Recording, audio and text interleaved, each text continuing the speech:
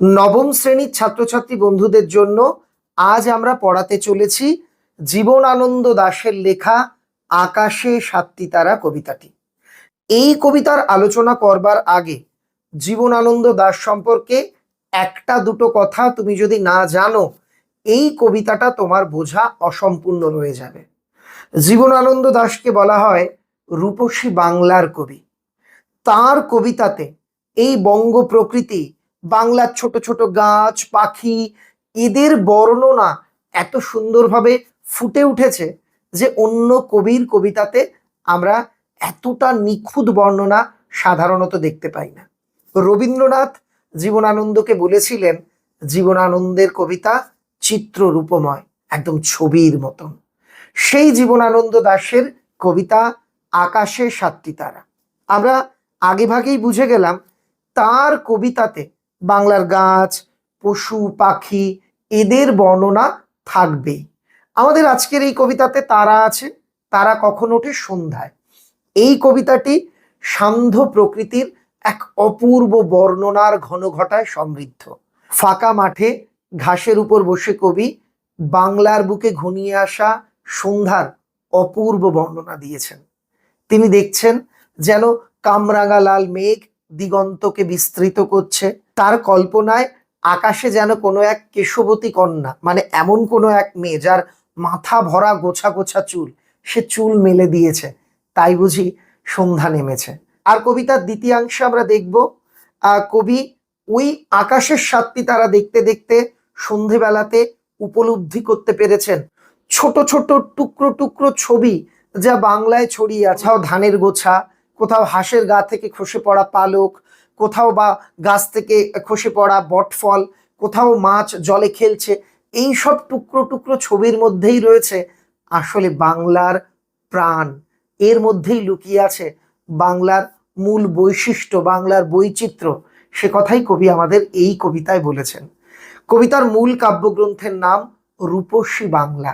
কাব্যগ্রন্থ থেকেও আমরা বুঝতে পারছি রূপসী বাংলার সৌন্দর্যের কথাই এই কবিতার মধ্যে ধ্বনিত হবে। তাহলে আর একটু অপেক্ষা করব না, লাইন ধরে আলোচনায় যাব। কোন প্রশ্ন এই কবিতা থেকে আসবে বলবো।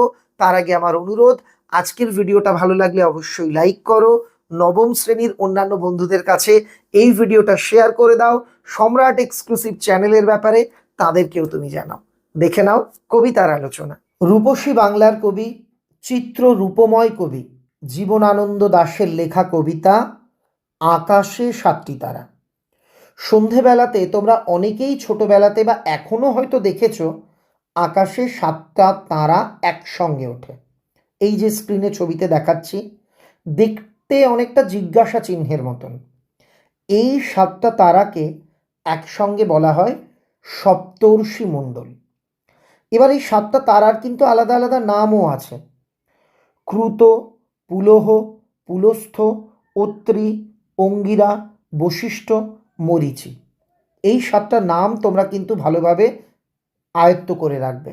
তো এখানে আমরা বুঝে গেলাম সাতটি তারা বলতে সপ্তর্ষি মণ্ডলকে বোঝানো হয়েছে। এবার কবিতাটা আমরা পড়ব, তার আগে একটু কবিতার লাইনটা গুনে দেখাই তোমাদের। এখানে দুটো স্তবক আছে, তোমরা দেখতে পাচ্ছ। প্রথম স্তবকে রয়েছে 8টি পংক্তি বা লাইন, আর শেষের স্তবকে রয়েছে 6টি পংক্তি বা লাইন। 8 6 হলো 14। তো এই কবিতার পংক্তির সংখ্যা মানে লাইনের সংখ্যা 14। আর তোমরা এটাও জানো 14 লাইনের কবিতাকে কি বলা হয়? সনেট বা চতুর্দশপদী কবিতা। অর্থাৎ আমাদের আজকের আলোচ্য কবিতাটি একটি সনেট। এবার আমরা এক একটা লাইন ধরে ধরে শব্দের অর্থসহ কবিতাটা তোমাদের সামনে আলোচনা করছি। এই কবিতাটি পড়বার একটা বিশেষ কৌশল আছে। আমরা লাইনের শেষে গিয়ে থামবো না, যেখানে কমা, হাইফেন, সেমিক্লোন আছে এই জায়গাগুলোতে থামবো। তাহলে শুরু করছি কবিতার আলোচনা। আকাশে সাতটি তারা যখন উঠেছে ফুটে, আমি এই ঘাসে বসে থাকি। কথক বলছেন বা কবি বলছেন, আকাশে যখন সপ্তর্ষি মণ্ডল ফুটে ওঠে তখন আমি ঘাসের বিছানার উপর বসে, অর্থাৎ কোনো ফাঁকা মাঠে বসে আমি সন্ধ্যার এই অপূর্ব সৌন্দর্য, সন্ধ্যায় আকাশে ফুটে ওঠা সপ্তর্ষি মণ্ডলের সৌন্দর্য উপভোগ করছি। কামরাঙা লাল মেঘ যেন মৃত মনিয়ার মতো গঙ্গাসাগরের ঢেউয়ে ডুবে গেছে। এই যে মৃত মনিয়ার মতো বলে যে কথাটি রয়েছে, এইটার ব্যাখ্যা অনেক নোট বইয়ে অনেক রকম করা। এটা আমি তোমাদের আস্তে আস্তে ভেঙে বলি। কামরাঙা লাল মেঘ, প্রথমে জানতে হবে কামরাঙা কি। 5 শির বিশিষ্ট অম্ল স্বাদের মানে টক স্বাদের একটি ফল বিশেষ। আমি স্ক্রিনে ছবি দেখাচ্ছি। এই কামরাঙা লাল মেঘ কেন বলছে? কামরাঙা হয় সবুজ রঙের, পাকলে হলুদ হয়ে যায়, আর যখন একদম পুরোপুরি পেকে যায় হলদে লাল, অর্থাৎ হলুদের ওপর লাল আভা দেখা যায়। তোমরা প্রত্যেকেই লক্ষ্য করেছ, সন্ধ্যের সময় যখন সূর্য ডোবে তখন আকাশের অবস্থাটাও খানিকটা হলদে লাল হয়ে যায়। এই জন্য কামরাঙা লাল মেঘ বলা হয়েছে।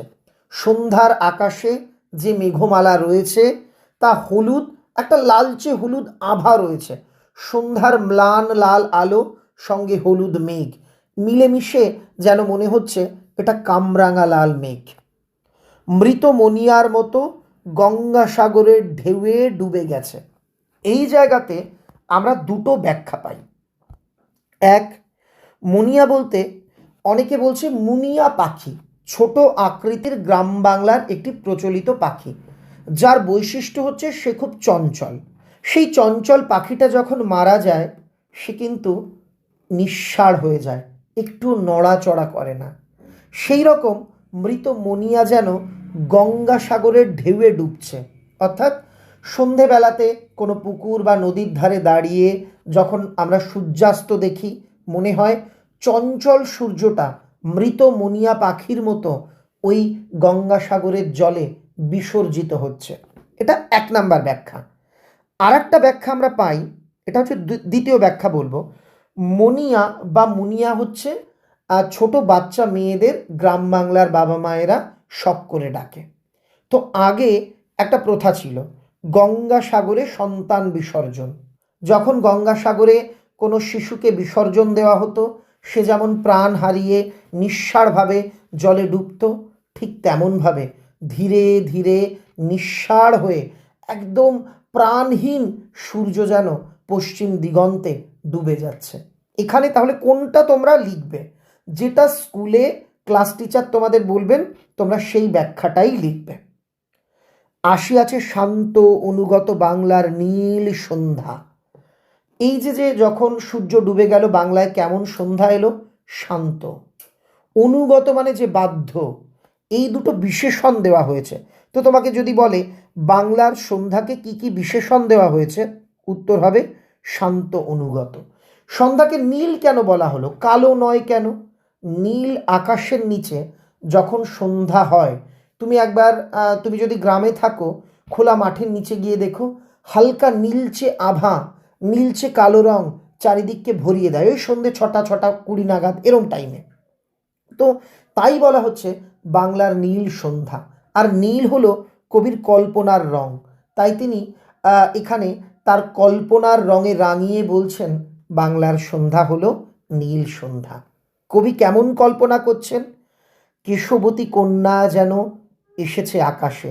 কবির কল্পনা কোনো এক কেশবতী কন্যা, মানে চুলে পরিপূর্ণা কোনো এক নারী, কোনো এক মেয়ে যার মাথা ভরা চুল, সে যেন আকাশে এসেছে। কবির কল্পনাটা একটু তোমাদের আমি বুঝিয়ে বলি। কবির ভাবনা আকাশের ওপর কোনো নারী যেন তার কালো চুল মেলে দিয়েছে, তাই চারিদিকে অন্ধকার হয়ে এসেছে। আমার চোখের পরে, আমার মুখের পরে চুল তার ভাসে। এখানে তুমি বলবে পরে বানান তো এই যে, কিন্তু পরের আগে এখানে একটা ঊর্ধ্বকমা আছে কেন? ইংরেজিতে এটাকে তোমরা দেখবে অনেক সময় এরকম লেখো, ইট একটা দিয়ে এস, তার মানে ইটস মানে ইট ইজ, একটা এখানে বর্ণ উজ্জ আছে। তো এখানে বোঝানো হয়েছে আমার চোখের উপরে, আমার মুখের উপরে চুল তার ভাসে। কার? কেশবতী কন্যার। যখন অন্ধকার হয় দেখবে চোখের উপর যেন, যখন সবে সবে অন্ধকার হচ্ছে তুমি বাইরে বেরোলে জিনিসটা অনুভব করতে পারবে যে চোখের উপর যেন হালকা অন্ধকার আসছে। কবির কল্পনায় ওটা যেন তার চোখের উপর, মুখের উপর সেই কেশবতী কন্যার চুল ভাসছে। পৃথিবীর কোনো পথ এ কন্যারে দেখেনি কো। সত্যিই তো, বাংলায় অর্থাৎ গ্রাম বাংলায় আমরা যেখানে থাকি, এই বঙ্গদেশে, আগে তো অবিভক্ত বাংলাদেশ ছিল, এখন পশ্চিম বাংলা আর ওপার বাংলা। তুমি যদি বাংলাদেশের সন্ধ্যা দেখো, সন্ধ্যার যে অপরূপ সৌন্দর্য, এটা পৃথিবীর কোথাও গেলে তুমি দেখতে পাবে না। তুমি ক্যালিফোর্নিয়াতে যাচ্ছ, তুমি ধরো দুবাই যাচ্ছ, তুমি ধরো ইংল্যান্ডে যাচ্ছ, সেখানে দাঁড়িয়ে এই বাংলার সন্ধ্যার যে সৌন্দর্য, হালকা পাখির ডাক শোনা যাচ্ছে, চারিদিকে গাছগাছালির ছায়া, একটা নীলচে আভা, আকাশে তারা উঠছে, এই দৃশ্য, এরকম অপূর্ব সুন্দর দৃশ্য পৃথিবীর অন্য কোথাও দেখা যায় না। তাই কবি বলছেন, পৃথিবীর কোনো পথ এই কন্যারে দেখেনি কো। কোন কন্যা? কেশবতী কন্যা। দেখে নাই তার অত অজস্র চুলের চুমা, হিজলে কাঠালে জামে ঝরে অবিরত। পৃথিবীর কেউ দেখেনি ওই কেশবতী কন্যার চুল যেন চুমু খেয়ে যাচ্ছে কি কি গাছে? হিজল গাছ, কাঁঠাল গাছ, জাম গাছে চুমু খেয়ে যাচ্ছে। মানে দেখো, এই তিনটে গাছই তিনি কেন বললেন? হিজল, জাম, কাঁঠাল, এই গাছের পাতাগুলো ঘন হয়, তো ঘন পাতার মধ্যে অন্ধকার যেন আরো বেশি করে ফুটে ওঠে। কবির কল্পনায় ওই কেশবতী কন্যা যে চুল মেলে দিয়ে অন্ধকার ঘনাচ্ছে, তার চুলগুলো যেন হিজল, জাম, কাঁঠাল গাছে চুম্বন করে যাচ্ছে, চুমু খেয়ে যাচ্ছে, অবিরত, মানে না থেমে, একটানা, ক্রমাগত চুমু খেয়ে যাচ্ছে। জানি নাই এত স্নিগ্ধ গন্ধ ঝরে রূপসী চুলের বিন্যাসে। বিন্যাস মানে চুলের সজ্জা, হেয়ার স্টাইল। এই রূপসী কন্যার চুলের বিন্যাসে যে এত সুন্দর স্নিগ্ধ এক গন্ধ, আমি কখনো জানি না, আমি আগে কখনো বুঝিনি। তুমিও সন্ধ্যাবেলায় দেখবে যেন একটা অদ্ভুত সন্ধ্যার একটা নিজস্ব ঘ্রাণ, একটা সুবাস আছে। কবি এখানে এটা বলছেন। এবার তুমি ধরো সন্ধ্যাবেলায় দাঁড়িয়ে কোথাও কাল বললে, কই সম্রাট স্যার বলেছে সন্ধ্যাবেলাটা গন্ধ পাওয়া যায়, কোনো গন্ধই তো আসছে না। এটা বিষয়টা তা নয়, তোমার মনটাকেও কবির মতো করতে হবে। কবি কল্পনায় অনুভব করছেন সন্ধ্যার যেন একটা আলাদা সুবাস আছে। তো এখান থেকে তোমাদের কিছু এমসিকিউ দেওয়া হতে পারে, আমি কবিতাটা ভালোভাবে পড়বার পর, আলোচনা করবার পর সেগুলো তোমাদের বলে দিচ্ছি। এই অংশে কবি বাংলার যে অপূর্ব সৌন্দর্য, যা পৃথিবীর অন্য কোথাও দেখা যায় না, যার মধ্যে বাংলার প্রাণ লুকিয়ে আছে, সেই কথা আমাদের বলবেন। পৃথিবীর কোনো পথে এগুলো দেখা যায় না। কি কি দেখা যায় না? নরম ধানের গন্ধ, হালকা ধানের গন্ধ, কলমির ঘ্রাণ। কলমি এক ধরনের শাক, এগুলো জল জায়গায় হয়, জলা জায়গায় হয়, অনেকের কল পাড়ে, অনেকের পুকুরের পাড়ে এই কলমি শাক হয়। কলমির ঘ্রাণ মানে সুবাস, গন্ধ। হাঁসের পালক, হাঁসের পালক মানে হাঁসের গা থেকে ঝরে পড়া পালক। স্বর, এক ধরনের গাছ, নলখাগড়া গাছ, তোমরা এটা চেনো সবাই, নাম জানো না। সরস্বতী পুজোর সময় কাঁচের দোয়াতে দেখবে একটা কলম বানানো হয় কঞ্চির মতো ঘাস কেটে, ওইটা হচ্ছে স্বর বা খাগ, যার নাম নলখাগড়া। পুকুরের জল, চাঁদা সরপুটিদের মৃদু ঘ্রাণ। চাঁদা সরপুটি দুটো মাছ, ছোট ছোট মাছ হয়, তাদের হালকা গন্ধ। কিশোরীর চাল ধোয়া ভিজে হাত, কোনো এক কিশোরী, টিনেজার গার্লস, কোনো এক কিশোরী, সে তার মাকে সাহায্য করবার জন্য চালটা ধুয়ে দিচ্ছে, তার ভেজা সেই হাত। শীত হাতখান, যার হাত শীতল জল লেগে। কিশোরের পায়ে দলা মুথা ঘাস। মুথা ঘাস হচ্ছে এক ধরনের বিশেষ সুগন্ধি মোটা শিকড়যুক্ত ঘাস। কোনো কিশোর, কোনো ছেলে, কিশোর যে দৌড়ে ধরো সন্ধ্যের সময় ঘরে ফিরছে খেলাধুলো শেষ করে, সে পায়ে মারিয়ে যাচ্ছে মুথা ঘাস। লাল লাল বটফলের ব্যথিত গন্ধের ক্লান্ত নীরবতা। এখানে বটফলকে ব্যথিত কেন বলেছে? তা মানে বটফলের গন্ধটা ব্যথিত কেন, নীরবতাই বা কেন বলেছে, এটা একটু ব্যাখ্যা করব। দেখো, বটফল লাল লাল পেকে থাকে গাছে, পাখিরা তাকে ঠোকরায়, সে ব্যথা পায়, মাটিতে পড়ে। আমরা তাকে পাড়িয়ে চলে যাই, আবার সে ব্যথা পায়। অর্থাৎ বটফল জন্মের থেকে ভূপতিত হওয়া পর্যন্ত প্রতি ক্ষেত্রে ব্যথা পায়, যন্ত্রণা পায়। তাই কবির কল্পনায় বটফলের মধ্যে লুকিয়ে আছে ব্যথিত গন্ধের এক ক্লান্ত নীরবতা। সে মানুষ আর পাখিদের কাছে অত্যাচারিত হতে হতে ক্লান্ত, কিন্তু তবু সে নীরব, মুখ ফুটে সে কিন্তু প্রতিবাদ করে না। এই জন্য লাল লাল বটফলের ব্যথিত গন্ধের ক্লান্ত নীরবতা, এই কথা বলা হয়েছে। এবার যে লাইনটা, এটা পশ্চিমবঙ্গের 99% স্কুলে আসবে। এরই মাঝে বাংলার প্রাণ। কবি কোথায় বাংলার প্রাণ খুঁজে পেয়েছেন? এই যে তিনি ছোট ছোট কিছু ছবি বললেন, এই ছবিগুলোর মধ্যেই লুকিয়ে আছে বাংলার প্রাণ। কোথায় কোথায়? এই যে নরম ধানের গন্ধ, কলমি শাকের ঘ্রাণ, হাঁসের পালক, চাঁদা সরপুটিদের ঘ্রাণ, কিশোরীর চাল ধোয়া হাত, কিশোরের পায়ে মাড়িয়ে যাওয়া মুথা ঘাস, এই সব কিছুর মধ্যেই লুকিয়ে আছে বাংলার প্রাণ। কারণ এই সব চিত্র, এই সব ছোট ছোট চিত্রগুলো বাংলার চিরাচরিত চিত্র, এগুলোই বাংলার ছবি। তুমি বলো, বাংলা ছাড়া অন্য কোন দেশে গিয়ে তুমি এরকম লাল লাল বটফল দেখতে পাবে? কোথায় গিয়ে তুমি কলমি শাক দেখতে পাবে? কোথায় গিয়ে দেখতে পাবে চাল ধুয়ে দিচ্ছে কিশোরী তার মায়ের সাহায্যের জন্য? কোথাও পাবে না। আকাশে 7টি তারা যখন উঠেছে ফুটে, আমি পাই টের। কবি কি টের পেয়েছেন? কবি পেয়েছেন এই এই সব ছোট্ট ছোট্ট ছবির মধ্যেই লুকিয়ে আছে বাংলার প্রাণ। আশা করি কবিতাটা তোমরা বুঝলে। এখান থেকে তোমরা কি কি পড়বে? স্কুলে যদি বলে এই কবিতার নামকরণ, তাহলে নামকরণটা পড়বে। 2, এই কবিতায় বাংলার ছবি বা বাংলার প্রকৃতির ছবি বা সান্ধ্য বাংলার প্রাকৃতিক ছবি বর্ণনা করো। এটা খুব ইম্পর্টেন্ট 5-এর জন্য। আর একটা যেটা বললাম, এরই মাঝে বাংলার প্রাণ, এরই মাঝে বাংলার প্রাণ, এই 3টে বড় প্রশ্ন এখান থেকে তোমরা ভালো করে পড়বে। এখান থেকে কি কি ছোট প্রশ্ন আসতে পারে? 7টি তারার নাম লেখো।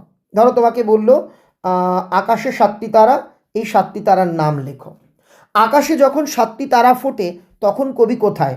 ঘাসে বসে থাকেন। কামরাঙা কি? মেঘকে কি বলা হয়েছে? কামরাঙা লাল।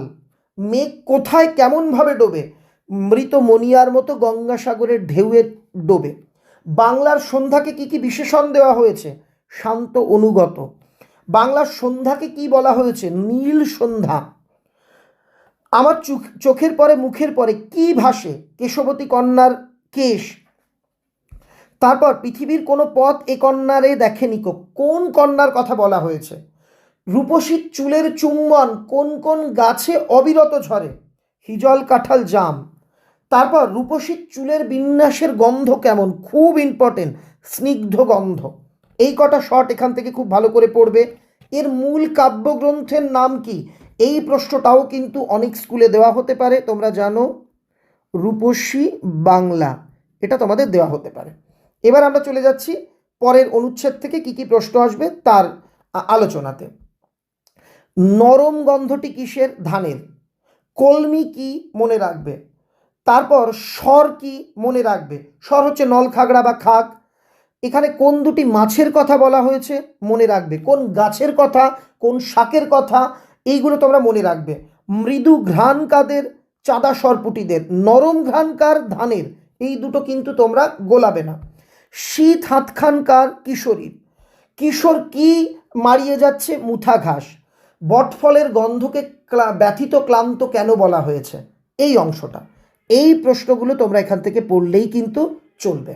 তাহলে কবিতার পুরো আলোচনা করে দিলাম। কেমন লাগলো আমাকে জানিও। ভালো লাগলে যারা এখনো ভিডিওতে লাইক করোনি, এবার লাইক করে দিও। আগামী ভিডিওতে কি রাধারানী পড়িয়ে দেব? আমাকে কমেন্টে লিখে জানাও। আর হ্যাঁ, একটা প্রশ্ন আমি একটু মিস করে গেছি, সেটা হচ্ছে কেশবতী কন্যার বর্ণনা দাও। এই প্রশ্নটাও কিন্তু পরীক্ষাতে বড় প্রশ্ন হিসেবে করা হতে পারে। আর লাস্ট আমি যেটা বললাম, এরই মাঝে বাংলার প্রাণ, এটা 3-এও আসতে পারে, 5-এও আসতে পারে। কিছু কিছু স্কুলে এটা 1-এ সংক্ষিপ্ত আকারেও দেওয়া হয়। তাই এই অংশটা তুমি কিন্তু খুব ভালো করে পড়ে নিও। আজ তবে চলি, আজ তোমাদের ছুটি। দেখা হচ্ছে আগামী ক্লাসে।